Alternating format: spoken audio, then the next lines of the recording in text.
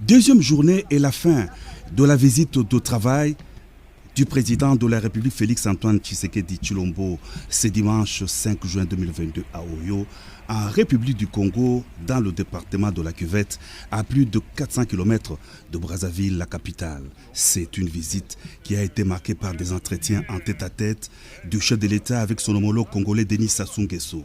Cette rencontre intervient sur le plan bilatéral dans un contexte de raffermissement de bonnes relations d'amitié et de coopération entre Kinshasa et Brazzaville, et sur le plan sous-régional dans un climat de discorde causé par le différend qui oppose la République démocratique du Congo et le Rwanda, soutenant le M23 qui attaque le pays dans la partie est du territoire national. Au cours du point de presse animé à l'aéroport, à l'issue de leurs entretiens, le président de la République Félix-Antoine Tshisekedi Tshilombo a réitéré sa bonne foi, sa volonté et sa détermination d'engager la RDC sur la voie de la paix avec tous ses pays voisins pour la stabilité et le développement de la sous-région. Hélas, cette paix, recherchée depuis son avènement à la magistrature suprême, n'est pas à considérer comme un signe de faiblesse, a renchéri le chef de l'État.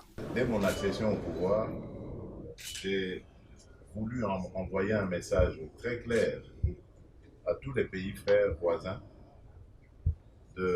un message de paix, un message de solidarité pour que nous puissions ensemble nous liguer pour faire face aux difficultés du moment dans le monde et dans nos pays et tourner ceux-ci, nos pays, vers le développement plutôt que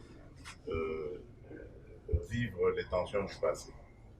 Et j'ai toujours soutenu qu'il fallait plutôt construire des ponts au lieu de construire des murs.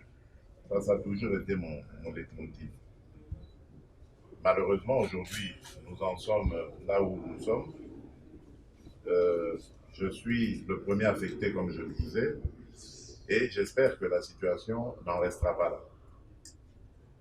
Ce que je voulais simplement dire, c'est que le fait de vouloir la paix, la fraternité, la solidarité n'est pas une faiblesse.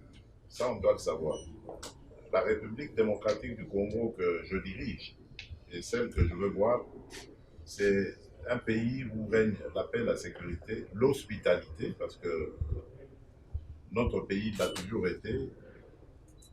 Mais cela ne doit pas constituer une occasion pour des voisins de venir nous provoquer. Donc j'espère que le Rwanda a retenu cette leçon, parce qu'aujourd'hui, c'est clair, il n'y a pas de doute, le Rwanda a soutenu le M23 pour venir agresser la République démocratique du Congo. Et j'en veux pour preuve le simple fait que en 2013, les mêmes M23 avaient été totalement défaits et leur arsenal avait été confisqué. Si aujourd'hui ils ont repris du poil de la bête, ça veut dire qu'ils sont partis de quelque part. Le président Denis Sassou Nguesso a vivement salué la visite de son homologue de la RDC à Oyo. Il a lancé un message de paix sans laquelle l'Afrique ne saura relever les multiples défis auxquels elle est confrontée. Aujourd'hui, l'Afrique a de nombreux défis à relever. Des crises sanitaires, économiques, financières, et même les défis de l'alimentation de nos populations. Et nous ne voyons pas comment nous pouvons relever ces défis en Afrique s'il n'y a pas un climat de paix et de coopération en Afrique. Et on n'a pas besoin de faire un dessin pour cela. Et voilà pourquoi